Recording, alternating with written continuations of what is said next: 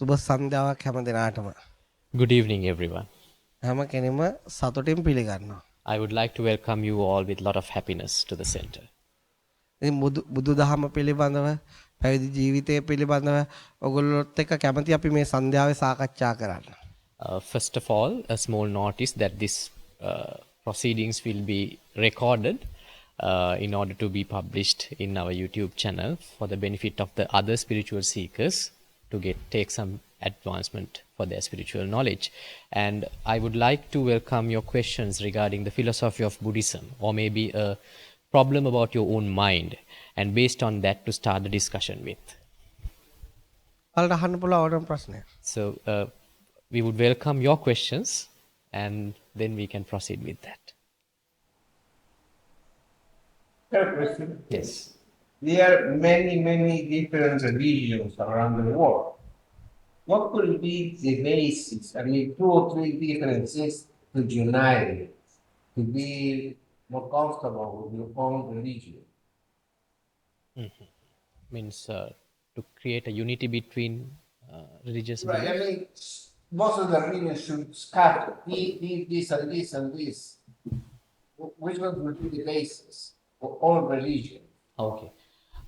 මේ ලෝකේ විවිධ ආගම් පවතිනවා. කිහිපයක්ම. මේ සියලු ආගම් අතරට වූ පොදු වූ දෙයක්, පදනම් වූ දෙයක් නැද්ද? ගොඩක් දේවල් තියෙනවා පොදුයි. Yes, there are a lot of common things that we can take as the basis for all the religions. එකක් තමයි දැන් ආගම් ගොඩක් තිබුණට සත්‍ය තියෙන එකයි. The main thing is that though there are different religions, many number of religions, there's only one truth. ඕනම ආගමක් අදහන කෙනෙක් ඒ පාත් එකේ ගියොත් එයාට ඒ සත්‍ය හම්බ වෙන්න පුළුවන්. Now, any person who travels in any direction in any religion, if they travel through their spiritual path, there is a possibility that they can encounter that truth. Yes. What prompted you guys to be a monk? ඔබට භික්ෂුවක් බවට පත්වෙන්න හේතුව වුණ සාධකය කුමක්ද? ඒ කියන්නේ මෙහෙමයි. අපි සාමාන්‍ය ජීවිතයක් ගත කරනකොට අපිට කරදර එනවා, ප්‍රශ්න එනවා, අපි ජීවිතේ විඳිනවා. ඒතකොට අපි හිතනවා මීට වඩා ජීවිතේ මේ විඳින්න වෙනත් ක්‍රමයක් තියෙනවද කියලා. ඒන සාමාන්‍ය ජීවිතයට වඩා හොඳ ක්‍රමයක් තියෙනවද කියලා බැලුවම තියෙන්නේ මේ පැත්ත තමයි. Now, when we go along in our ordinary lifestyle, maybe a lay lifestyle, a worldly lifestyle, we seek for pleasure. And also in the meantime, we undergo suffering. So then there is a question arise in our mind, is there a better way of life for a person to lead without any suffering? So if someone prefers for such a lifestyle, when they seek for pleasure and there is no suffering at all, I think this is the best alternative for a person to take, a spiritual life. Yes. What's the age? To become okay. භික්ෂුවක් බවට පත්වීමට හැකි අඩුම වයස කුමක්ද? අවුරුදු 7යි. 7 years. 7 years. Can you come out being a monk anytime you like? ඔබට පුළුවන්ද ඕනෑම මොහොතක භික්ෂුවක් අවස්ථාවක භික්ෂුවක් බවට පත්වෙන්න? ඔබ කැමති? තව පැහැදිලි කරත්? Can you elaborate your question a little bit? What do you mean by any time? Like, if you decided you don't want to be a monk anymore, you want to come out, you can be a monk. Right. ඔබට හිතුනොත් යම් මොහොතක ඔබට භික්ෂුත්වය ඇති කියලා හිතලා ඔබට ඕනලා කෙලියට එන්න පුළුවන්ද? පුළුවන්. Yes, you can.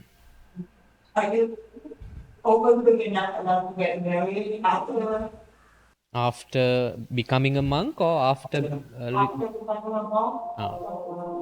භික්ෂුවක් බවට පත් වුණාට පස්සේ විවාහ වෙන්න පුළුවන්ද? සමහර භික්ෂු සම්පදායන් තුළ පුළුවන්. සමහර භික්ෂු සම්පදායන් තුළ ඒක පිළිගන්නේ නැහැ. In certain communes within Buddhist clergies, yes, there is, they accept marriage whilst becoming a monk, but in certain practices, it is not allowed. It is totally a celibate lifestyle. මම ඔකට දැන් ඔබ අහපු ප්‍රශ්නෙට මෙහෙම කියන්නම්. බුදුහාමුදුරුවෝ ජීවමාන කාලේ බුදුහාමුදුරුවනේ මේ කල්චර් එක පටන් ගත්තේ. Now, it was Gautam Buddha who initiated this culture of එතකොට a monkhood. ඒ කියන්නේ බුද්ධ ශාසනය. That means the Buddha Sasana, that means the Buddhist commune. එතකොට ඒ කාලේ බුදුහාමුදුරුවෝ ගාවට එක්කෙනෙක් ඇවිල්ලා මහාන වෙනවා. So there was one such time, a person who came to become a monk. මාස 6-7ක් මහාන වෙලා ඉන්නවා. And he spent about a very short time, about 6-7 months. ඊට පස්සේ යාට ගිහි කාලේ වයිබ් මතක් වෙනවා. Then he started to recall his past memories about the lay life. අයිත් ඊට පස්සේ සිවුරු ඇරලා යනවා. So he disrobed himself and went back to the lay life. ඊට පස්සේ ඔන්න ඊට පස්සේ අයිත් ගෙදර ප්‍රශ්න ඇති වුණාම හිතන මීට වඩා හොඳයි මහානකම කියලා. So then when he is leading the previous lay life again, when he encountered the problems again in the family life, he thought, now it's better to be a monk again. ඊට පස්සේ බුදුහාමුදුරන්ට ඇවිල්ලා කියනවා මහාන කරන්න කියලා. So then he came back to Gautam Buddha and asked for the priesthood. ඉතින් බුදුහාමුදුර අයිත් මහාන කරනවා. So Gautam Buddha ordained him again for the second time. ඊට පස්සේ ওই විදිහට 7 වතාවක් කරනවා. So this happened for 7 times.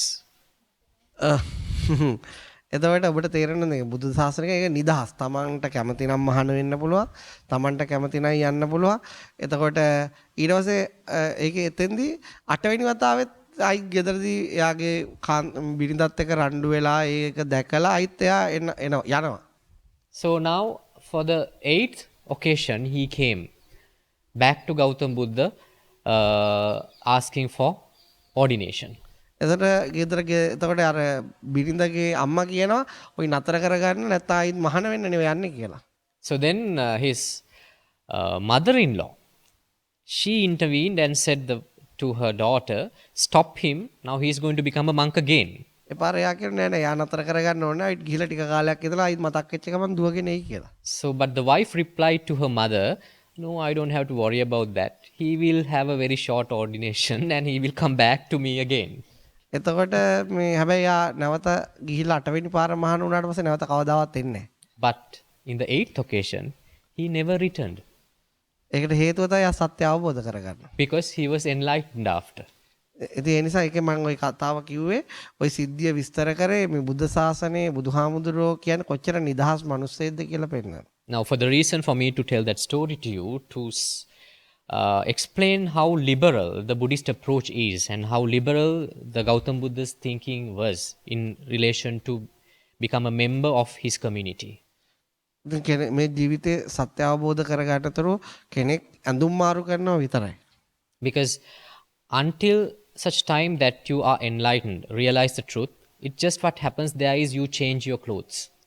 හැබැයි සත්‍ය අවබෝධ කරගත්තට පස්සේ තමයි ඇත්තටම මෙයා භික්ෂුවක් බවට පත් වෙන්නේ. Now you become a real monk in the very moment you are enlightened. ඒකයි කියන්නේ නැවත කවදාවත් ගියේ නැහැ කියලා අවබෝධ කරා. That is why that they say in the script says that he never returned after the 8th occasion, because in his 8th ordination he realized the truth. දැන් මේ පැවිදි ජීවිතය කියන එක නිර්මාණය තුළින් බුදුහාමුදුරුවෝ බලාපොරොත්තු වෙන එක තමයි ජීවිතේ යථාර්ථය අවබෝධ කරගන්න මහන්සි වෙන්න ඕන කියන එක භික්ෂුවක්. Now for a purpose, the purpose of a life of a monk is that he should strive to realize the truth about life. දෙවෙනි එක තමයි පරාර්ථ සේවය. Secondly, you have to help other people.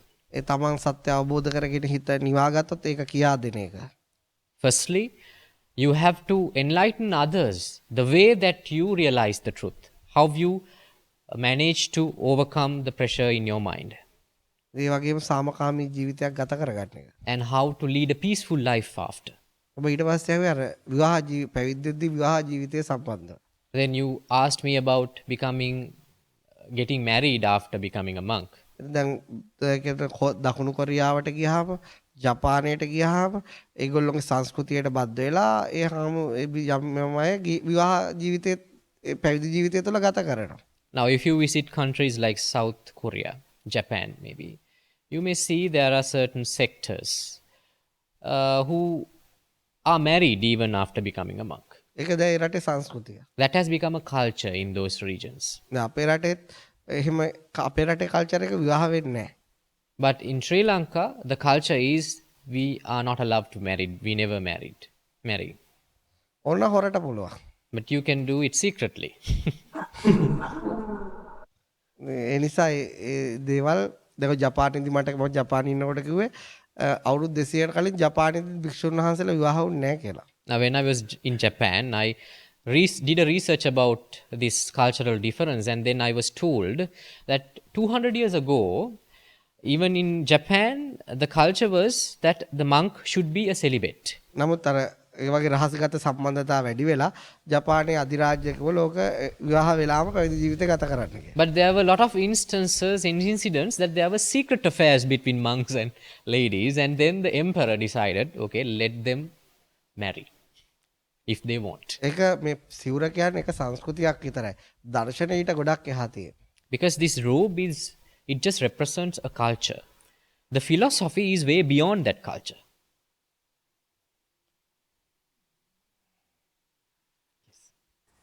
What is the earliest age a person can become a man? That question was, it was 7 years. It is 7 years. 7. 7 years Yes. old.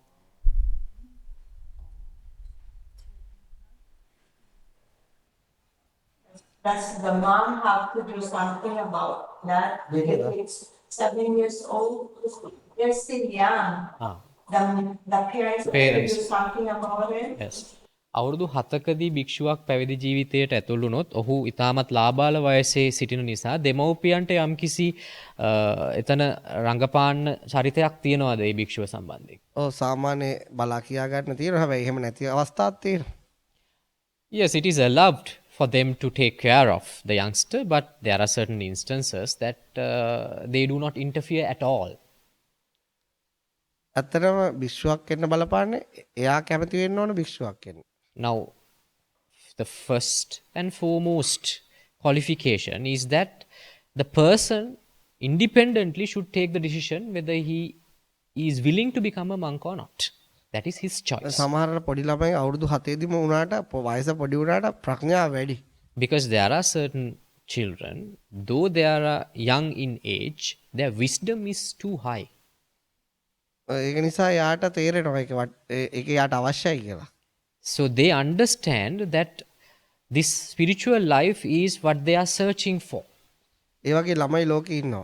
There are people, there are children like that. සමහර ළමයි අවුරුදු 9න් 10න් PhD කරලා තියෙනවා. Because you know that there are certain kids who have completed their PhDs before reaching 10 years. ඒ වගේ ළමයි අඩුයි. ඒ වගේ අය ඉන්න පුළුවන්. ඒක නිසා තමයි අවුරුදු 7 දුනත් ඒ වගේ කෙනෙක්ට අවස්ථාව දෙන්න කියලා කියන්නේ. So such number is less, but there are instances, occasions. That is why that minimum age is there, and it is allowed even in the Buddhist practice. අර බුදුහාමුදුරුවෝ ජීවමාන කාලේ Now when Gautam Buddha was living, එතකොට එයාගේ එයා රජකුමාරයෙක් එයා රජමැදුරට ආවේ ගෙදරින් ගිහලා අවුරුදු 7කට 8කට විතර පස්සේ. now there was one prince. He returned back to his house after 7 years of his clergy life. එතකොට එයා ගෙදරින් යනකොට එයාගේ පුතාට මාස 3ක් වගේ පොඩි වයසක්. දවස් 7ක්. Now when he was leaving his house, he had a infant. His own son was just 7 days old. එතකොට එයා නැවතෙනකොට අවුරුදු 7ක් ගිහිල්ලානේ. Now when he returned, now he is a 7-year-old boy. එතකොට එයාගේ අම්මා කියනවා ඔයි පාරේ ඔයි යන්නේ ඒ බුදුහාමුදුරුවෝ ඔයාගේ ගිහි කාලේ තාත්තා. ඔයා ගිහිල්ලා ඔයාගේ දායාද ඉල්ලන්න කියලා.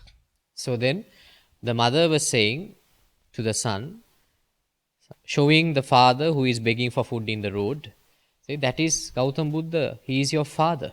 Go and ask for what you inherits from him. එතකොට බුදුහාමුදුරුවෝ එයා ඇවිල්ලා ඔයා මගේ තාත්තා නේද? ඔයා ගාව තියෙන වටින දෙයක් මට දෙන්න කියලා ඉල්ලනවා. So this young prince went after that monk, who is Gautam Buddha now, and asked for gifts, asked for his inheritance. එතයත් පොඩි රජකුමාරයෙක්. He is also a prince. He inherits all the things from the royal family. බුදුහාමුදුරුවෝ එයාව අරගෙන ගිහලා මහාන කරනවා. So what Gautam Buddha did was, he took his son to the temple and ordained him. ඒක තමයි මගේ ගාව තියෙන වටිනම දේ කියලා. And he said, this is the best thing that I can inherit you. May I let that lady, yes, you were waiting Yes, for something. only man is allowed to be a monk. පිරිමි අය පමණද භික්ෂූන් බවට පත්වෙන්න අවසර තියෙන්නේ. නෑ නෑ ගැහණු අයටත් පුළුවන්. No, even women, it is possible.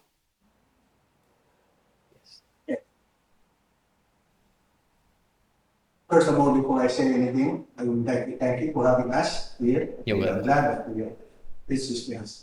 There are some questions that I would like to answer, if you don't mind. Is becoming a man a personal decision based on doctrine, based principles, based on belief that you are ready to give up your old lifestyle to become a new person? The way you dress, the way you behave. And number two is related to number one. For that reason, because you are in a new place, you stay away from the crowd, from the usual friends that you have before, because you want to be sacred now, you want to be holy now, you want to be righteous now, in the eyes of the tenet, the principle, the doctrine that you believe in. Did you get my question? I will Yes. answer. Yes, yes. දැන් භික්ෂුත් මනුස්සයෙක් ඔබ කිව්වා භික්ෂුවක් බවට පත් වෙන්නේ ඔහුගේම පුද්ගලික තීරණයකින් කියලා. එතකොට මේ පුද්ගලික තීරණය ගැනීම රඳා පවතින්නේ ඔහුගේ ප්‍රතිපත්තිමය කාරණා ඒ වගේම ඔහුගේ විශ්වාසය ඇදහිල්ල මත පදනම්වද. දෙවැනි ප්‍රශ්නය ඇවිල්ලා ඒම තීරණය ගත්තට පස්සේ ඔහු දැන් ශුද්ධ වූ ජීවිතයකට ඇතුළත් වෙලා තියෙන්නේ. එතකොට ඔහු පරිහරණය කරපු කලින් පරිහරණය කරපු ගේ දොර වෙන්න පුළුවන්, පිරිස් වෙන්න පුළුවන්. ඔහුට පරිහරණය කරන්න බෑ.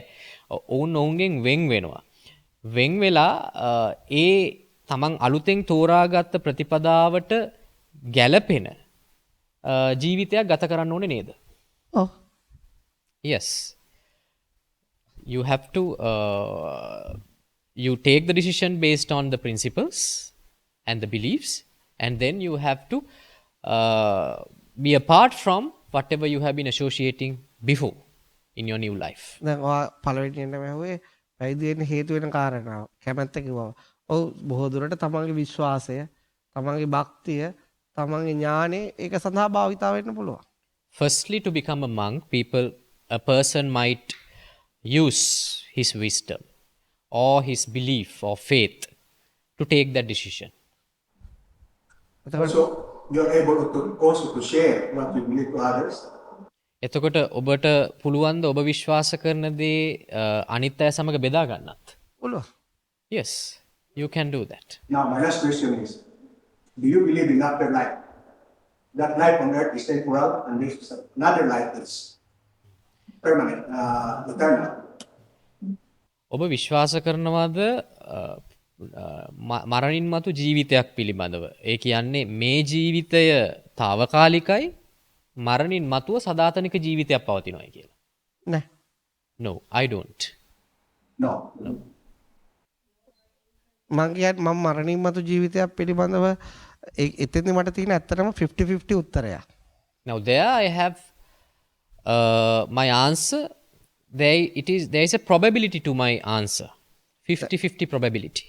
මරණින් මම කියන්නේ යම් සමහර මිනිස්සු මරණින් මස්සේ නැවත උපදිනවා. What I say is that some people do reincarnate. සමහර මිනිස්සු නැවත උපදින්නේ නැහැ. But some people, they do not. ඒකට මොකක්ද හේතුව? Now, what is the reason for that? යම් මිනිස්සෙක් තමන් ජීවත් වෙන කාලේ තමන්ගේ ආසාව, කෑදරකම, තණ්හාව ප්‍රහාණය කරගත්තේ නැත්නම් එයාගේ හිත කොහොමත් නතර වෙන්නේ නැහැ. Now, if a person cannot get away from the desires, get away from his cravings in his mind within the lifetime, there is no way that he can stop the process of his mind. යම් මිනිස්සෙක්ගේ තණ්හාව ෂේ වෙලා ගියොත්, තණ්හාව ඉතුරු නැතුව අයින් නිරුද්ධ වුණොත් එයාට නැවත ජීවිතයක් නැහැ. But if a person has relinquished, has totally reduced, totally destroyed the desire in his mind, for such a person, there won't be an afterlife. මම කියන්නේ මිනිස්සෙට අමරණීය වෙන්න මරණකම් ඉන්න අවශ්‍ය නැහැ. Now, what I say is for a person to be eternal, he should not die. මේ මොහොතේම පුළුවන් අමරණීයත්වයට පත් වෙන්න. He can become eternal even in this moment. අමරණීයත්වය හැමතිස්සෙම මේ මොහොත තුල ගිලා බහිනවා.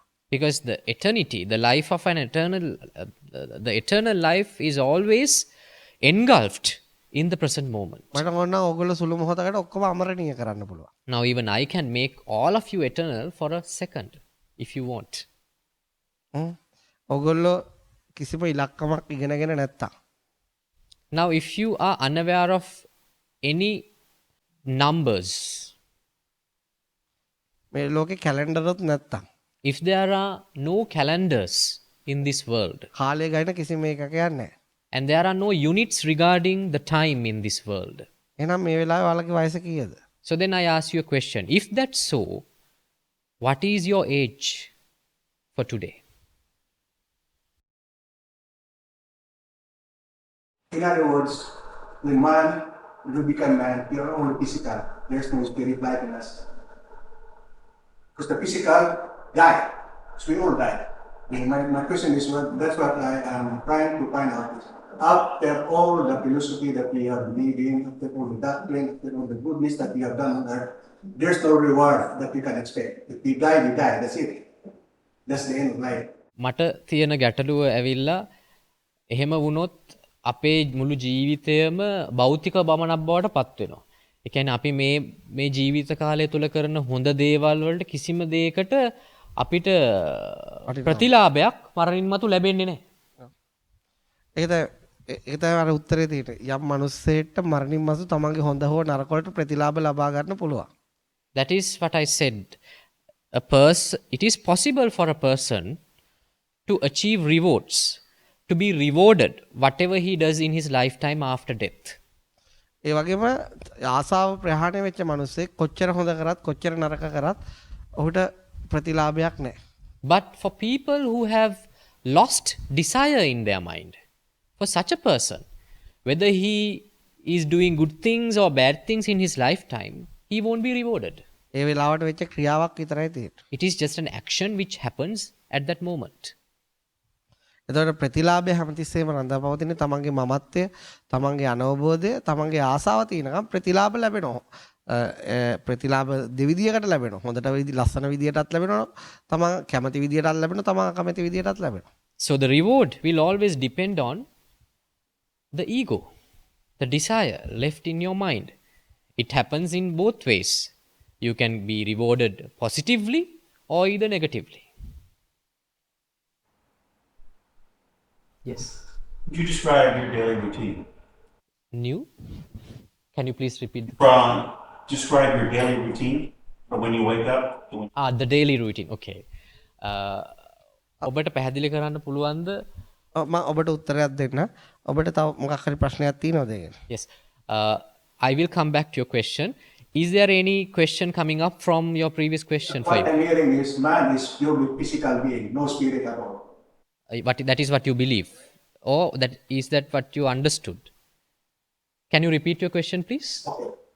The way I understand the doctrine is when we die physically. There's no other life that we can expect. There's no spirit. We all are physical body only. When we die together with all the beliefs that we have in, all the goodness, everything is buried. No more second life. මම තේරුම් ගත්තේ අපිට තියෙන භෞතික ජීවිතයක් විතරයි කියලා. ඒ කියන්නේ මරණින් මතු මේ භෞතික ශරීරය අවසానයි. එතනින් එහාට අපි කරපු හොඳ දේවල් නරක දේවල් සම්බන්ධයෙන් කිසිම දෙයක් අපිට මරණින් මතු ලැබෙන්නේ නැහැ කියලා. ඒ කියන්නේ ඔබ මම කියපු දේෙන් තේරුම් ගත්ත දේද ඔබ දරන මතයද? Is that understanding is from what I explained, or is that your own opinion? Did you understand my question? Now, you said that you don't believe. What you understood is that there is no afterlife. Is that your own understanding from your own opinions, or is that understanding that you come up from the explanation of mine? I understand it, and it's enlightening to me. The doctrine, the principle that you carry as monks.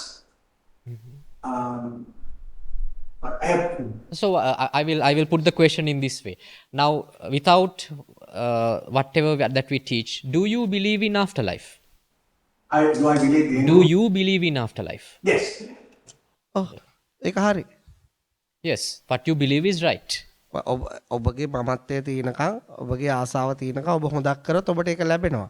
ඔබ නරකක් කළොත් ඒක දායාදේ ඔබට එනවා. ඔබගේ විශ්වාසය හරි. Yes, your belief is right because as long as the ego is there, as long as the desire is inside the mind, you will be rewarded for the good things that you have done, and also you will be negatively rewarded for the bad things you have done. ඔව් ඒ ගැන වාදයක් නැහැ. There is no argument in that. ඔබ අදරන අදහසින් තමයි එතෙන්දි මමත් ඉන්නේ. I am also in the same opinion that you are in. හැබැයි යම් මිනිස්සෙට ඕන නම් භෞතික ශරීරය ඉවර වෙනවත් එක්ක සියල්ල අවසන් කරගන්නත් පුළුවන්. But there is a way for a person to be, how would I say that, to be redundant after the death. That means there is nothing beyond his physical death. ඔව් ඒකට කියන අමරණීය වෙනවා කියලා. That is what is meant by being eternal. ඒකට මොකද්ද කරන්න ඕන? තමන්ගේ ආසාව ප්‍රහාණය කරන්න ඕන. Now, what you should do to achieve that status? For that, you have to let go of your desires. ඒ කියන්නේ ඔබට පුළුවන් තීරණය කරන්න ඔබ මේ භෞතික ශරීරයත් එක්ක අවසන් වෙනවද නැත්නම් තව දුරටත් ඉදිරියට ඇදෙනවද කියන එක. That means you can decide whether you want to be redundant. That means you have to be over after your physical demise, or whether you want to carry forward. තීරණය ඔබ අතේ. The choice is in your hand. දැන් ඒක ගෞතම සිද්ධාර්ථ ගැන කිව්වොත් Now, if I take the life of Gautam Buddha, එයා අවුරුදු 29 දී when he was 29, එයා දන්නවා මේක මේ නැවත ඉපදී මැරි යන ගමනක් කියන එක එයා විශ්වාස කරා. and he believed that this is a cycle which happens, that you die and you are reborn and you die again. He believed in that circle of life, එයා තීරණයක් ගත්තා. and he took a decision. ඒක එයාට නතර කරන්න ඕන. He wanted to stop that cycle. ඒක තමයි බුද්ධත්වය. So that is what he achieved, Sorry, reaching the Buddhahood. එතකොට එයා යාගේ ආසාව ප්‍රහාණය කරා. That means he has let go his desires. එයා යාගේ අනවබෝධය නැති කරගත්තා. He has let go his misunderstandings. එයා යාගේ භෞතික ශරීරයත් එක්කම අවසන් වුණා. So after that, after the enlightenment, his life will be over. Circle of life will be over with the death of his physical body. ඒක දෙකක්. Those are two things. එයා ඒ ආසාව ප්‍රහාණය කරගත්තේ නැත්නම් අනවබෝධය කරගත්තේ නැත්නම් එයාටත් ඒ සසර ගමන තියෙනවා. If the Gautam Buddha did not let go his desires, or either he did not become Buddha or enlightened, he will too have the continuous circle of life. එතකොට මම ඔබට විස්තර කරේ ඔබේ විශ්වාසය වැරදි කියන එක නෙවෙයි. ඔබේ විශ්වාසයත් එක්ක ඔබට අවශ්‍ය නම් මේක නතර කරගන්න එකත් ඔබේ උත්සාහය වීරිය මත රඳා පවතිනවා කියන එක. So that I do not say that your belief is incorrect. What I propose is that if you are willing to, you can stop that cycle. ඕන යන්නත් පුළුවන්. And if you want, you can continue. I respect you. හරි දැන් ඔබගේ ප්‍රශ්නේ. ඔහු ඇහුවේ සනන්ස අර ඩයින් ටේබල්. timetable. මේ අපි මෙහි සාමාන්‍ය තමයි උදේ 4ට විතර අවදි වෙන්නේ. This is the answer for your question about the daily routine. Generally, we wake up at 4 o'clock in the morning here. ඊට පස්සේ 4:00ට විතර මෙහි චාන්ටින් තියෙනවා. So at 4:30, there is a chanting session. ඊට පස්සේ උදේ කෑම ඊට පස්සේ මෙහි තියෙන වැඩපළ කරන එක. Then the breakfast will be served in the morning at 6:30. And then we have to engage in cleaning and other daily things that we have to do in these buildings. And පිරිසුදු කරගන්න එක, වගා කරගන්න එක, කෑම පිහන එක, පිණ්ඩපාත යන එක, ඒ වගේ දේවල්. those activities includes that cleaning the premises and cooking and going for alms rounds. And we do cultivate here and we work in those farms, those kind of activities. ඊට පස්සේ හවස 7ටයි චාන්ටින් තියෙනවා. Then back again in the evening around 6:30, there's another chanting session. ඊට පස්සේ රෑ 9:00 වෙනකොට නිදා ගන්න. And we go to sleep by 9:30. That's the routine. ඒක තමයි යම් වෙන විශේෂ වැඩ යෙදුන්නේ නැත්තම් සාමාන්‍ය විදිය. Unless we are engaged in a special schedule for the day, especially special project. That is the daily routine which happens here. Yes. When you do chanting, do you pray for other people too? ඔබ වන්දනා කරනකොට ඔබ අනිත් අය වෙනුවෙන් යාඥා කරනවද? යාඥා කරන්නේ නැහැ. We don't pray. හොඳ හොඳ මෛත්‍රිය කරුණාව දයානුකම්පාව පතුරවනවා. We spread love, loving kindness, compassion towards the entire world. ඒ වගේම උදේට අර කම්මැලිකම ගිහිල්ලා හොඳ ප්‍රබෝධයක් ඇති වෙනවා දවස ගත කරගන්න. And we become refreshed from the chanting session. The laziness, the dizziness, the morning laziness, everything goes after. And we get energized from that activity. ඒ වගේම මේවා මතක් කරලා දෙනවා භික්ෂුවක් උනේ ඇයි? ඔබ භික්ෂුවක් වශයෙන් මොකද්ද කරගන්න ඕන ප්‍රධාන කාර්යයන් ඊළඟ කාර්යයන් ඒවා මතක් කරගන්න. And it helps us to recall the purpose of becoming a monk, and to it remembers what we should do in our spiritual life.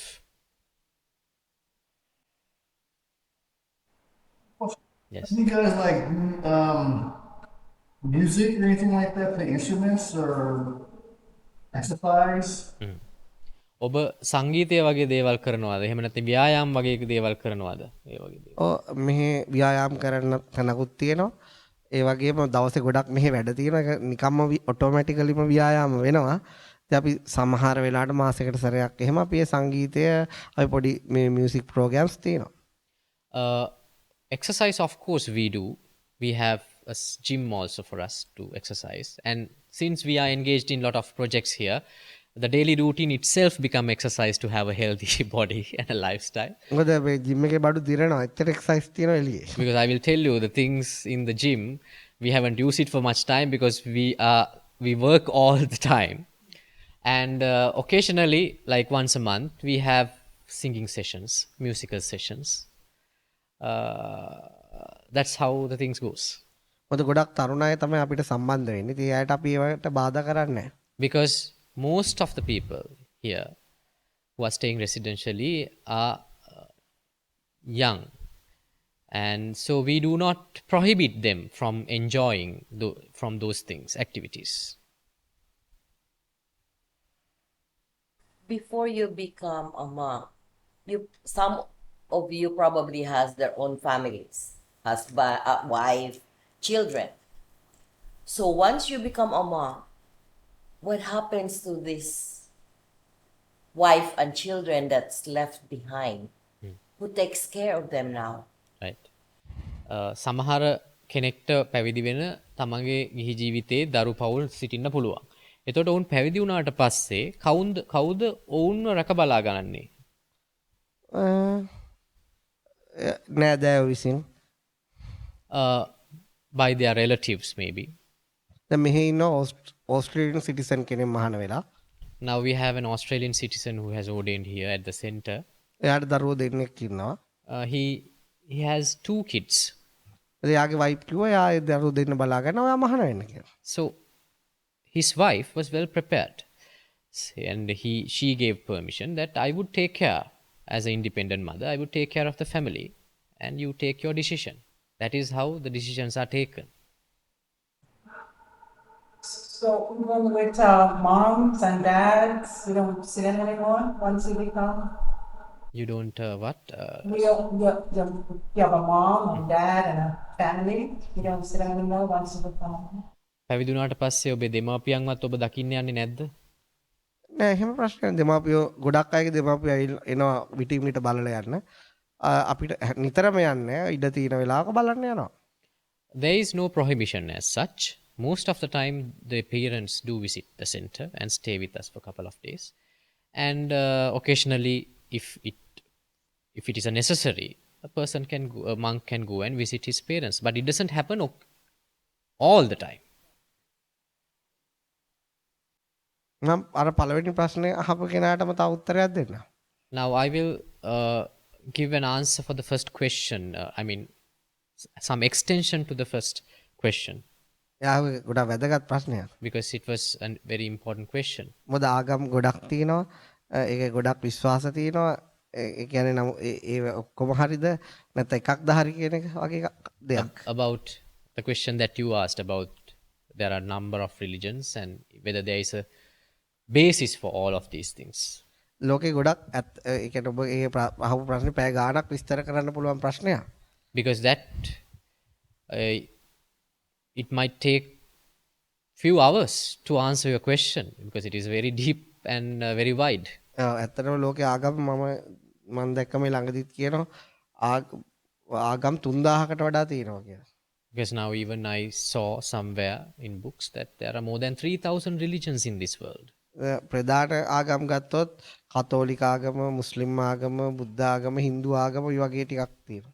So if you take the main religions, Christianity, Islam and Hinduism, Buddhism, you can count a few.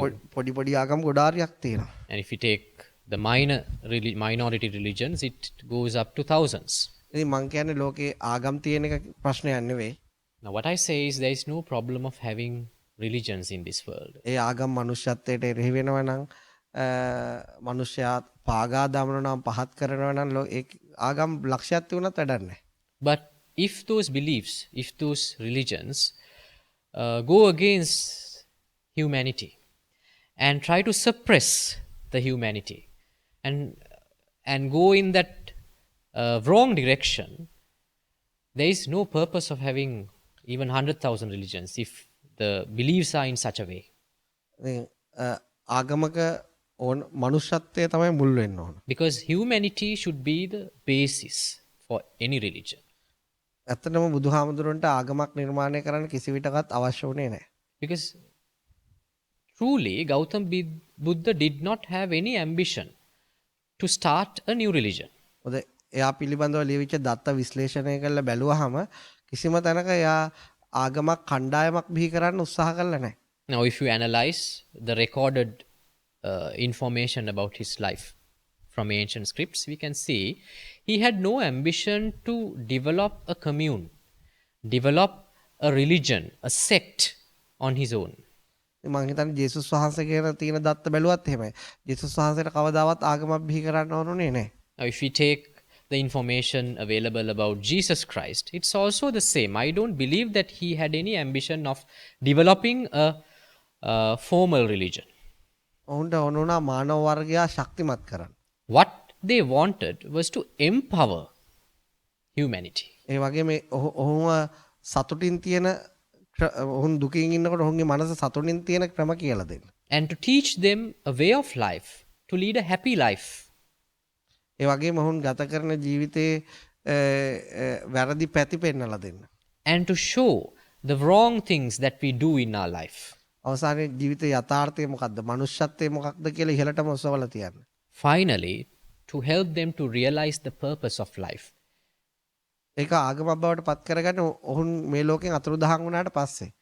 So those teachings became a religion after their demise. ඊට පස්සේ මේ ආසාව තියෙන මිනිස්සු ඒ මමත්වයෙන් පිරිච්ච මිනිස්සු ඒකවා ආගම් බවට පත් කරගන්න.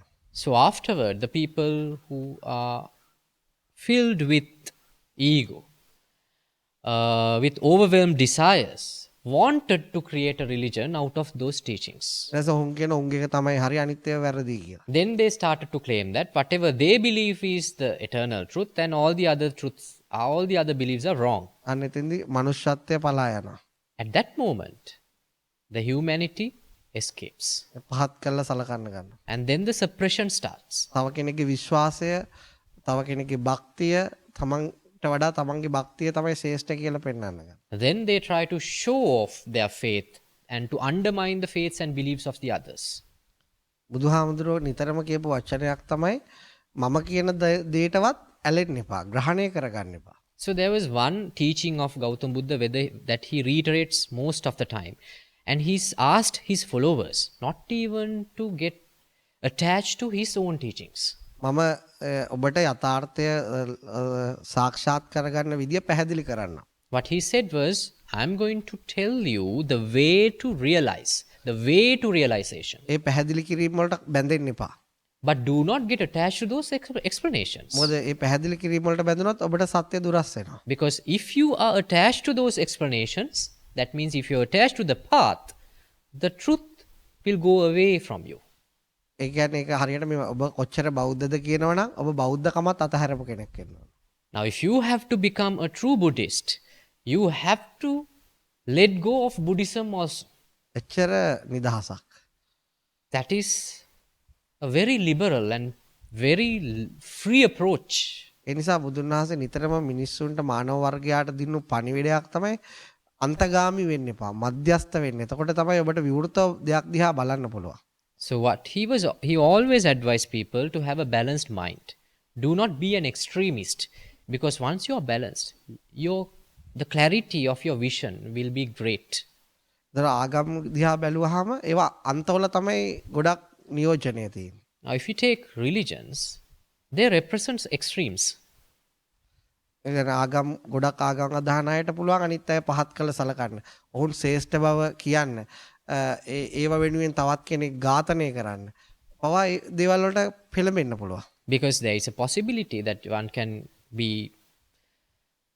an extremist in their own belief and to undermine other people and suppress other people and even go to the extent of killing another person for not following his faith. ඉතින් ඔවුන්ට කොහොමද සත්‍ය හම්බ වෙන්නේ? How can a person like that meet the universal truth? සත්‍ය හැමතිස්සෙම මුණ ගැහෙන්නේ මධ්‍යස්ථ මිනිස්සුන්ට. The truth will always come to a person who will have a balanced mind. ඔහුට ආගමක් ගැන විශ්වාසය තියෙන්නත් පුළුවන් නොතියෙන්නත් පුළුවන්.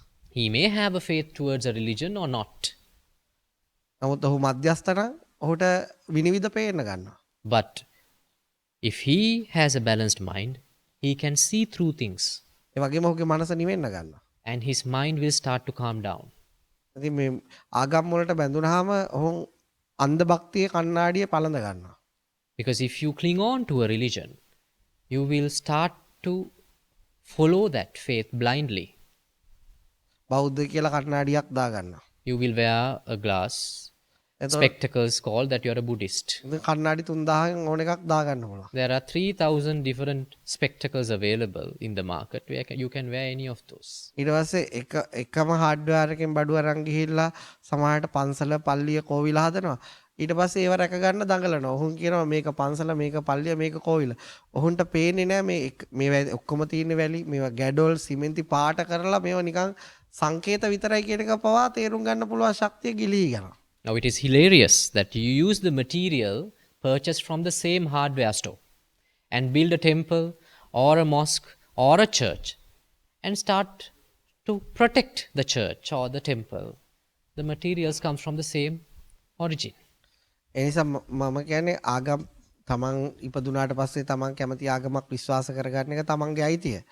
හැබැයි තමන්ට මධ්‍යස්ථ වෙන්න පුළුවන් නම් තමන්ගේ හිත තමන්ට මේ ජීවිතේම නිවා ගන්න පුළුවන්. තමන්ට විශාල දෙයක් ඒ කියන්නේ මධ්‍යස්ථ මනුස්සයෙක්ට හැමතිස්සෙම දෙපැත්තක් පේනවා. අන්ධ භක්තිකයෙක්ට හැමතිස්සෙම එක පැත්තකට යා කොටු වෙනවා. Now, I don't mind person following a religion, whether he has inherited it from his birth to be a believer of any belief. But if he can maintain a balanced mind, that will help him to understand his own mind and to realize the truth and to see the both side of the coin. ඉතින් ඔය ආගම් අදහනන් අතර යම් මධ්‍යස්ථ මිනිස්සු ඉන්න පුළුවන්. අන්න ඒකයි මම ඔබට මුලින්ම කිව්වේ එයාට සත්‍ය මුණ ගැහෙන්න පුළුවන්. So there will be people who have a balanced mind who follow religions, different religions. For such people, they can meet the truth. ඒක හරියට මේ වගේ. It is something like this. දැන් අපිට ලංකාවේ අයටත් මුහුද හම්බ වෙනවා. Now, even Sri Lankans can see the sea. ඉතින් ඔබට ඇමරිකාවේ ඉඳලත් මුහුදට යන්න පුළුවන්. And you can also meet the ocean even from America. ඕස්ට්‍රේලියාවේ අයටත් මුහුදට යන්න පුළුවන්. Australians can also see the... ඒ කවුරු ගිහිල්ලා මුහුදේ රස බැලුවත් එක රසක් තියෙන්නේ. Any of you taste the water of the ocean, it has the same flavor. ඒක නිසා ඕනම ආගමිකයෙක්ට සත්‍ය හම්බ වුණොත් එකම සත්‍ය තමයි හම්බ වෙලා තියෙන්නේ. So any person who belongs to any religion, at the end of the day they meet the truth, come to the realization that truth will in the same taste.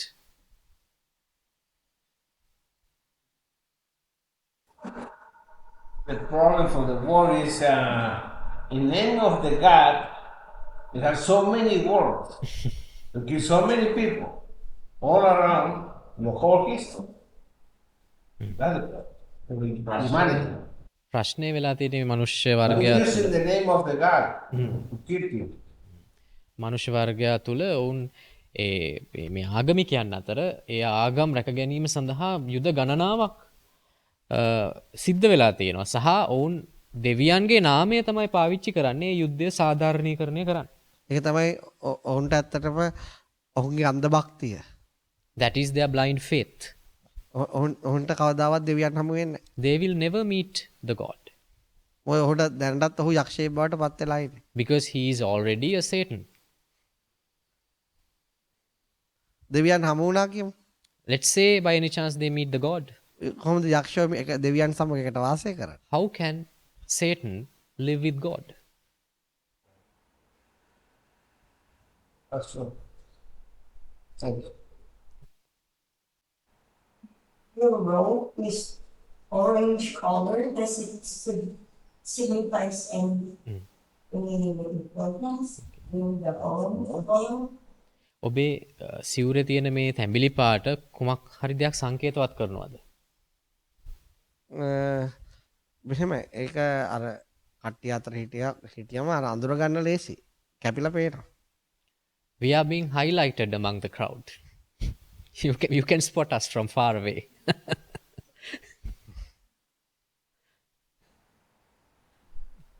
So your place is more for men.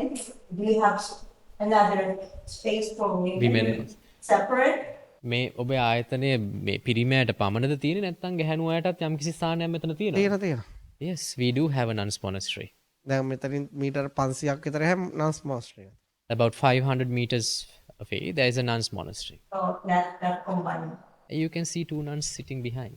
Um, They are there.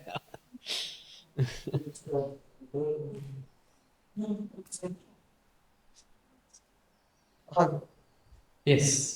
It's really, if somebody wants to be a mom, but they have some reasons why they cannot become a mom.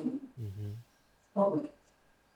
And your question is that somebody wants to become a monk, and can there be any restrictions?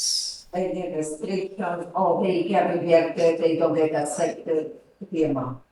Or everybody that wants to be a mom Can become a monk. I mean, like you're asking about the qualifications. Yeah. Right. භික්ෂුවක් වෙන්න කෙනෙක්ට පුළුවන් නම් හැමෝටම වෙන්න පුළුවන්ද නැත්නම් මොන හරි සුදුසුකම් ටිකක් තියෙනවද? මෙහෙමයි. උප්පත්තියෙම අඳගොළු බිහිරි ඩිසේබල් අයට භික්ෂුවක් වෙන්න බෑ. There is a prohibition for the people who have defects like being blind, being deaf, being mute from birth. ඒ වගේම මානසිකත්වයේ අවුල් අයට කියන්නේ ක්ලියර් මානසිකත්වයක් නැති අයට භික්ෂුවක් වෙන්නත් බෑ. And also the people who are mentally unstable are disqualified to become a monk. ඒ වගේම සම්පූර්ණ පුරුෂයෙක් හෝ සම්පූර්ණ ස්ත්‍රියක් නොවනවා නම් ඒත් බෑ. And also, if you are not a fully man or a fully woman, that is also a disqualification. ඇයි එහෙම තීරණය කරලා තියෙන්නේ? මොකද එයා භික්ෂුවක් වුණාම එයාගේ වැඩ එයාට තනියෙන් කරගන්න පුළුවන් ශක්තිය තියෙනවනේ කාටවත් කරදරයක් නොකර. The reasons for such limitations are because for a person to become a monk, he should be fully independent. He should be capable of doing his things by his own without any help from anybody. හැබැයි භික්ෂුවක් වුණාට පස්සේ මේ ප්‍රශ්න වුණොත් ඒකට විසඳ ගන්න වෙනම ක්‍රම තියෙනවා. හැබැයි යාට භික්ෂුවක් වෙන්න කලින් ඒ වගේ දේවල් තියෙනවා නම් එයා භික්ෂුත්වයට ගන්න නැහැ. Now, if a person encounters such incapacity after becoming monk, there is a safety network within the community. But beforehand, if they are in such within that disqualifications, the ordination will not be entertained.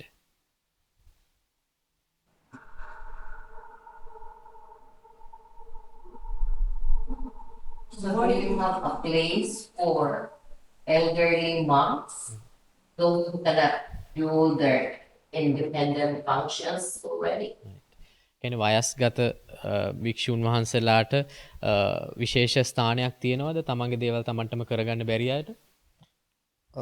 තාම මෙහි ගොඩක්ම වයස අය නැහැ. Now, if I talk about this place, we don't have much elderly people here, හැබැයි ඉස්සරහට එහෙම හදන්න වෙයි.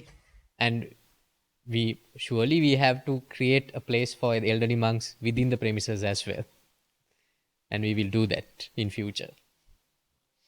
හැබැයි අපේ රටේ තුල වයසක ඉන්න අයට ඒ වගේ ස්ථාන තියෙනවා. ඒගොල්ලෝ බලාගන්න. If you take the Sri Lanka as a whole, yes, there are a lot of places like homes for elderly monks. Why do you have to shave your head? කෙස් බාන්න හේතුව මොකක්ද? ඇයි එහෙම කරන්නේ? ඒක මේ කල්චර් සංස්කෘතිය කොටසක්. It is a part of this culture. ඒ කියන්නේ බුදුහාමුදුරුවන්ටත් ඒ කියන්නේ යා මහාන වෙනකොට යා කෙස් ටික කපලා අයින් කරා. Now even Gautam Buddha was becoming a monk. He shaved his hair and the beard. ඉතින් පෙරනේ අපි කෙස් කියන එක අපි ලස්සනට දකිනවනේ. Maybe it signifies that now hair has something to do with our appearance, to make us beautiful and to make us significant among the crowd. ඉතින් මේ නමුත් අපිට අපි මහාන වෙන වෙලාවේ කෙස් ටික කපලා දෙනවා. නමුත් අපි ඒවයි තියාගන්නේ නැහැ. අපි ඒකට අග්ගල විසි කරලා දානවා. But once that beautiful hair is removed, we don't keep it with us. We always throw it out. එහෙනම් මිනිස්සුන්ගේ හිත බැඳෙන්නේ ওই මේ කෙස් මාස් නියපොතු වගේ දේවල් වලටනේ.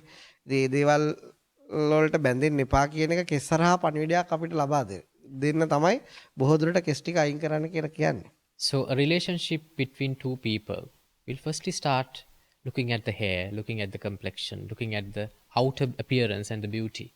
So it signifies when you remove the hair, there's nothing much there. You have to throw it out. And there's nothing to attach in appearance. ඒ වගේම එළියට පණිවිඩයක් දෙනවා. අපි ඕගොල්ලෝගේ ජීවිතෙන් අයින් වුණා වෙනත් ආකල්ප වලට ආවා කියන එක. And also it gives a message to the outsider. In the worldly life, we have given up your way of life and there is a separate path and there is a distance between your way of life and ours.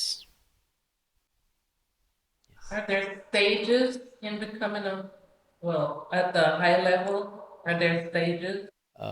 You mean in the monkhood or in realizing the truth? Or in which way? In the In spirit? monkhood, is there stages? භික්ෂු ජීවිතය තුළ විවිධ මේ හයරාකය ගැන මේ දූරාවලියක් පවතිනවද? ඔව්. Yes, there is. හමුදාව වගේ තමයි.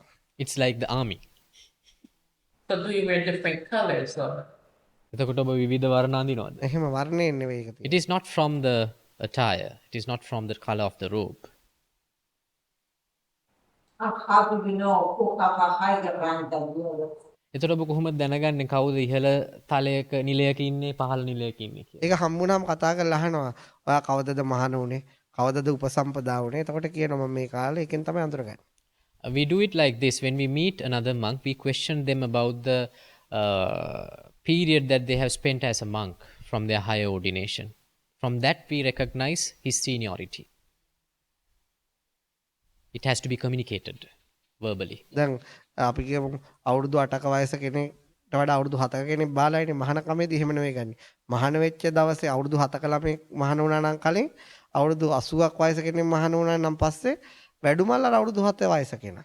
Now, in general context, a 7-year-old is younger than an 8-year-old boy. But in the monkhood, it doesn't go like that. Even your biological age is low. The age counts from the day that you are ordained. Your seniority in the monkhood will become your seniority in the hierarchy, irrespective of your biological age.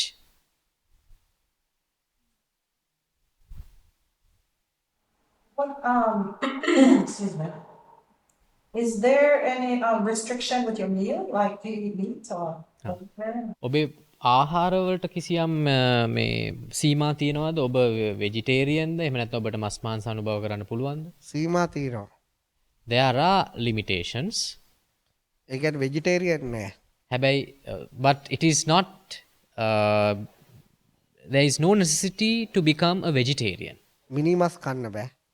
The limitations are you cannot consume human meat. ඒ වගේ දේවල් තියෙනවා මස් වර්ග 10ක් තියෙනවා ඒවා බෑ අනිත් ඒවා කන්න There are තමන්ට පූජා කරත් කන්න පුළුවන්. 10 different types of meat that a monk cannot consume. Other things, yes, we can. 10 different type of meat? I don't understand that one. 10 different varieties of meat. Minimus බෑ, කොටි මස් බෑ, සිංහ මස් බෑ. I will tell you as an example: human meat, tiger meat, lion.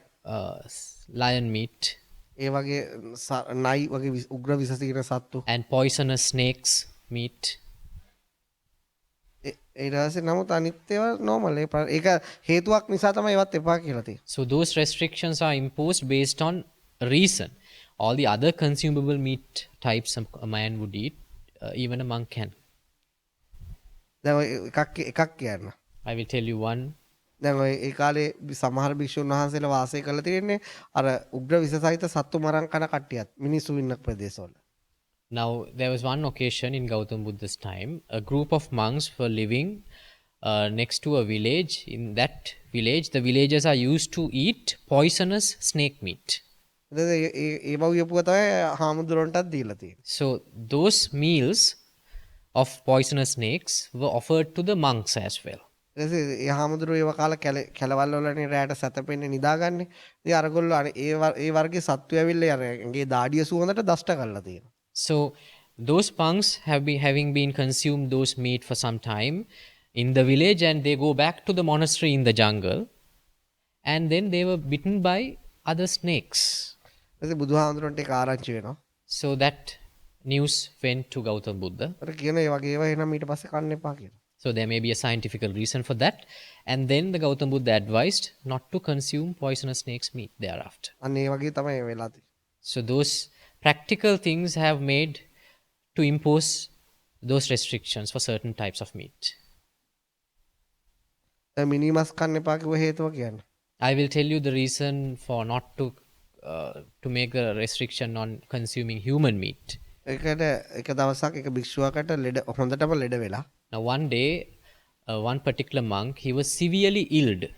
ඊට පස්සේ එයා බෙහෙත් කරන එයාගේ වෛද්‍යවරයා කියලා තියෙන මස් මාංශ මොනවා හරි අනුභව කරන්න කියලා. So his physician advised that you have to eat meat. There should be meat in your meal every time. ඊට පස්සේ දැන් එයාලට බෙහෙත් අරන් දෙන එහෙම දායක දායිකාවෝ ඉන්නවනේ. So now there was one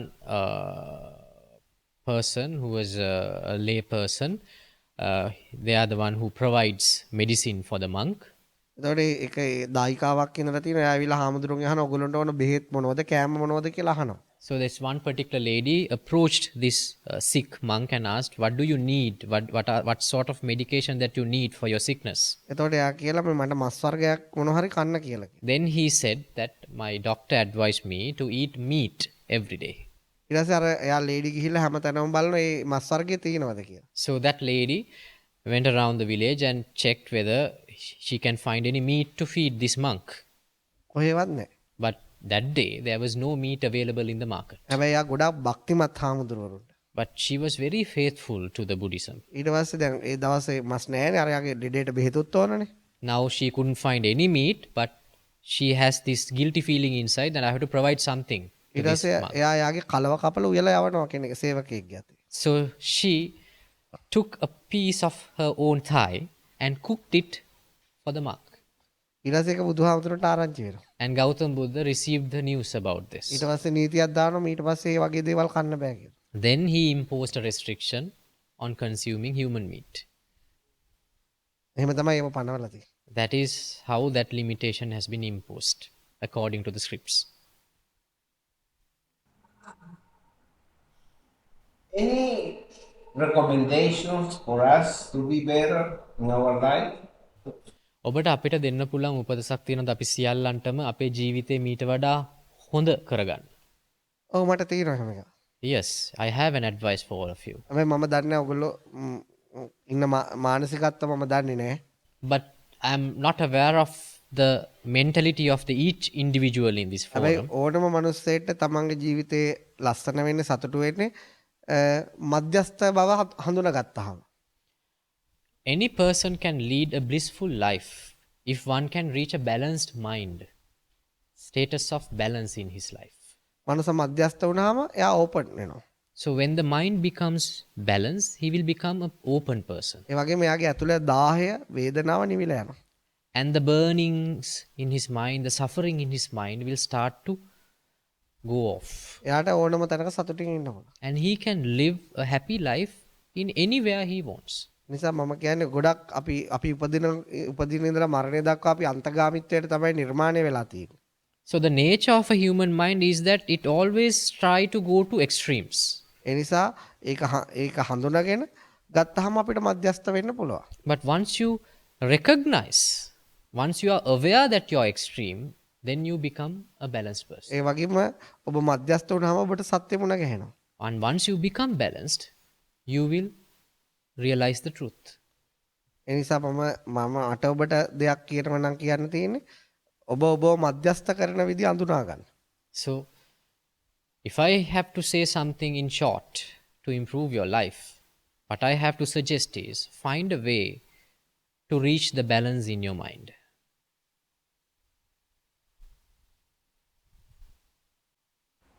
Confused because I heard that Buddhist, it wasn't a religion. It was a way to live, a way to be better, but not a religion. Is that right or? මට ගැටලුවක් තියෙනවා මං අහලා තියෙනවා බුදුදහම කියන්නේ ආගමක් නෙමෙයි ඒක ජීවත් වෙන ක්‍රමවේදයක් කියලා. ඒක හරිද? හරියටම හරි. Yes, it is the absolute truth. බුදුදහම ආගමක් නෙමෙයි. Buddhism is not a religion. ඒක ජීවත් වෙන කලාවක්. It is an art of living.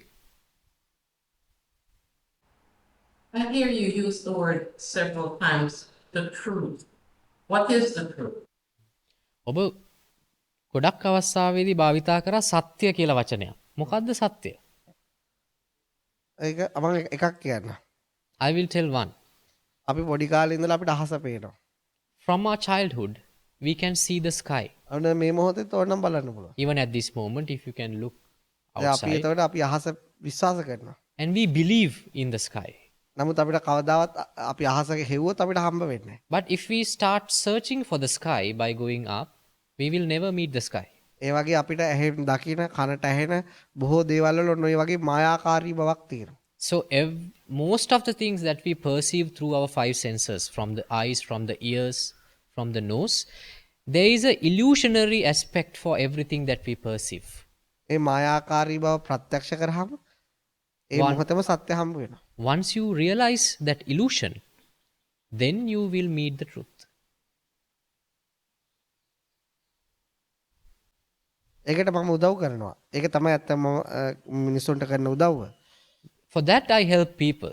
That is the very purpose of my life. ඒක තමයි කරන සාකච්ඡාව. That is the discussion, that the continuous discussion that I have with people every day. අද අපි ඒ ගැන වචනයක් කතා වුණේ නැහැ. But we did not discuss about that part today. නමුත් ඒ ගැන කච්ච සාකච්ඡා 100 ගාණක් අන්තර්ජාලය තුළ තියෙනවා. But there are talks, there are discussions that I have done in that subject. Many discussions, more than 100, available in the internet. ඔයාලගේ රටට ගියාම ඔයාලට නිදහස් වෙලාවක් හම්බුණා වාහනේ යන ගමන් වෙන්න පුළුවන් කෑමක් වෙන ගමන් මොකක් හරි කරන ගමන් ඒ වගේ එකක් පොඩ්ඩක් ප්ලේ කරලා අහන්න. So I would suggest when you go back home, when you have a free time, maybe while you're driving or while you're cooking, if time permits, just watch those discussions. ඒ වචන ඔයාලට උදව් කරાવી ඒ මායාකාරී බව ප්‍රත්‍යක්ෂ කරගන්න. So those words, those teachings will help you to realize that illusionary nature of our life. අන්න එතකොට අර ඔබ මගෙන් අහුවනේ සත්‍ය මොනවද කියලා ඒක වචනෙන් කියන්න බෑ. වචනෙන් කියන්න බැරි සත්‍ය ඔබට එක්ස්පීරියන්ස් කරන්න පුළුවන්. And then you asked me, what is the truth? But the truth can never be explained through the words. It is something that you have to experience. But once you realize the illusion, you will experience the truth. Correct me if I'm wrong. This is my last question for the day. It's obvious to me that being mad may be a high calling. You're called to be one. But would I be right in saying that even before you became a man, you were in the secular world, you were lawyers, doctors, engineers, accountants, agriculturists, before you became a man and dropped all those things to live as a man for the remaining days of your life? So you become a monk. The last part is, I couldn't understand the question now. Okay, the question is, Yeah. before becoming a man, you were Yeah. living on a secular world. Yes. You And probably have been a doctor, a lawyer, an engineer, an accountant, Yes. teachers, Yes. etc. But once you decide to become a man, you drop all those Things. professional attainment that you had and decide to live a man for the remaining days of your life. Alright. එතකොට දැන් ඔබ පැවිදි වෙන්න කලින් ඔබ සමහරට මොකක් හරි වෘත්තියක වෙදෙන්න පුළුවන් වෛද්‍යවරු, ඉංජිනේරුවරු මොකක් හරි. ඔබ පැවිදි වුණාට පස්සේ ඔබේ සියල්ල අතාරිනවද? ඔව්. Yes, you give up all those practices. මෙහි ඇත්තට මේ ඔබ කියපු ඔය ඔක්කොමයි ඉන්නවා. Actually, we have monks which represents all the professions that you said now. ඒ ඔක්කොම අතහැරලා දාන්න. They all have given up their earlier professions. අයිත් ඒ පඩියට වැඩ කරට. They don't work for a salary thereafter. හැබැයි යම් කිසි අවස්ථාවක අපි ඩොක්ටර් කෙනෙක් මම යාට බෙහෙතක් දෙන්න පුළුවන් නම් යා ඒක ඒ අවස්ථාවට දෙන එක පඩියට නෙමෙයි ඒක ස්වේච්ඡාවෙන් දෙන දෙයක්. Now, as an example, let's say we have a doctor here, and if somebody needs some medicine, he can prescribe something, but not for a salary.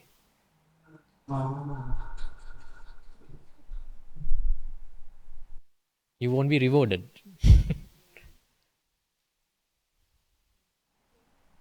But you can be a Buddhist without being a monk. Is that right? ඔබට බෞද්ධයෙක් වෙන්න පුළුවන්නේ භික්ෂුවක් නොවි. අප්ප පුළුවන්. Yes, of course you can. භික්ෂුත්වය කියන්නේ ඒක සංස්කෘතියක්. Because becoming a monk is just a culture. ඒකට කැමති නම් එන්න පුළුවන්. ඒකට බෞද්ධයෙක් වෙන්න ඒ කිසිම දෙයක් අවශ්‍ය නැහැ. So if somebody prefers to become a monk, he can enter into this culture. There is no need. බෞද්ධයෙක් වෙන්න අවශ්‍ය ඔබේ මනස නිදහස් කරගන්න එක විතරයි. Only requirement for a person to become a Buddhist is freeing your mind.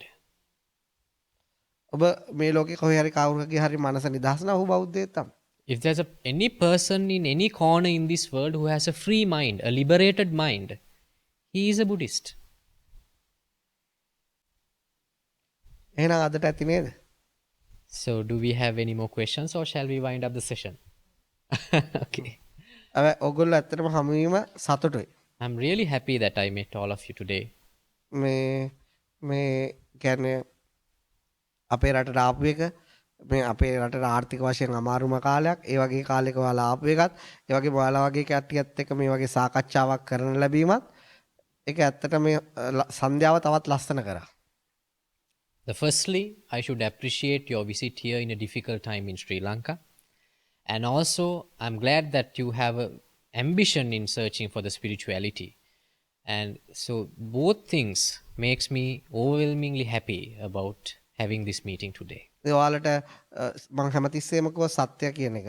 ඒක ඔයාලා highlight කරලත් ඇහුවා. ඒක ඔයාලට ප්‍රත්‍යක්ෂ කරගන්න උදව්වක් වෙයි කියලා මම හිතනවා සමහර වෙලාවට ඔයාලට තව මේ දේශනා ටිකක් පළව කරන්න ලැබුණොත්.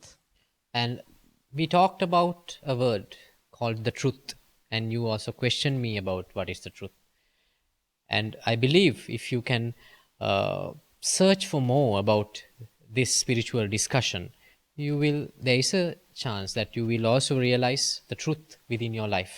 එතන මේ සාකච්ඡාවෙන් ආගමකින් තවත් ආගමකට මාරු කිරීමක් හෝ සංස්කෘතියකින් තවත් සංස්කෘතියකට ඇද ගැනීමක් නැහැ.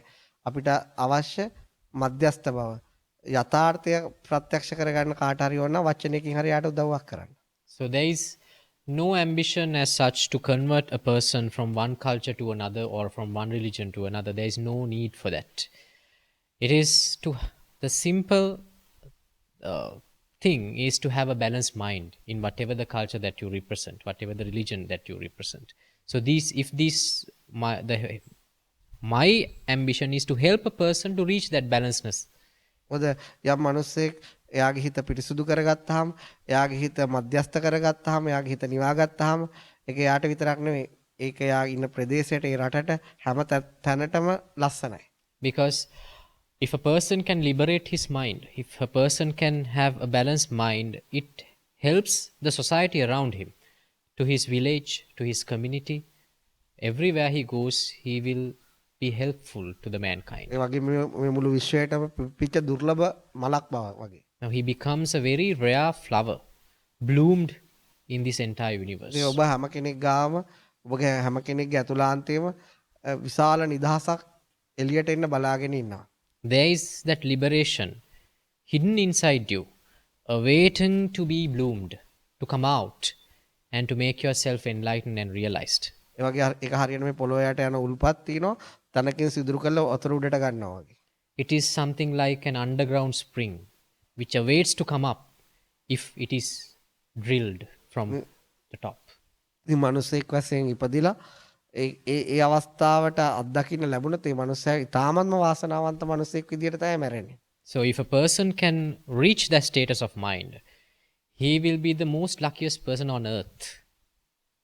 ඉතින් ඒ නිසා මම ඔයාලට ආශිර්වාද කරනවා ඔයාලගේ ලස්සන මනුස්ස ජීවිතේ ඒක ඔයාලා තුලින්ම ඔයාලට අත්දකින්න වාසනාව ලැබෙන්න කියලා.